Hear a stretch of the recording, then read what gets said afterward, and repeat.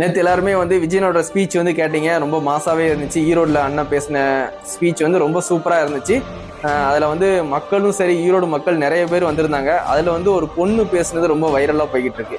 அந்த பொண்ணுகிட்ட வந்து சும்மா வந்து மைக்கு நீட்டிருக்காங்க. அந்த பொண்ணு என்ன சொல்லுச்சுன்னா, இந்த மாதிரி வந்து எங்க வீட்டுல எல்லாருமே வந்து விஜயனுக்கு தான் ஓட்டு போடணும், அப்படி ஓட்டு போடலன்னா எங்க வீட்டுல உள்ளவங்களுக்கு ஃபுல்லாமே நான் விஷத்தை வச்சு கொன்றுவேன் அப்படின்ட்டு கேஷுவலா நம்ம ஃப்ரெண்ட்ஸு கிட்ட பேசும்போது அந்த மாதிரி வந்து எங்கள் வீட்டில் வந்து ஓட்டு போடாட்டி நான் ஏதாவது சோத்துல விஷம் வச்சுருவேன் சும்மா ஃபன்னாக பேசுவோம் பார்த்தீங்களா, அதே மாதிரி மீடியாவில் என்ன பேசணும்னு தெரியாமல் அந்த பொண்ணு வந்து பேசிட்டு போயிடுச்சு. அதை வந்து இப்போ வைரல் பண்ணிக்கிட்டு இருக்காங்க. டிவிக்கு ஓட்டு போடாட்டி விஷம் வச்சிருவாங்க இப்படின்னு சொல்லி எதிர்கட்சிக்காரங்க அந்த பொண்ணு பேசுனதை வந்து ட்ரோல் பண்ணிக்கிட்டு இருக்காங்க.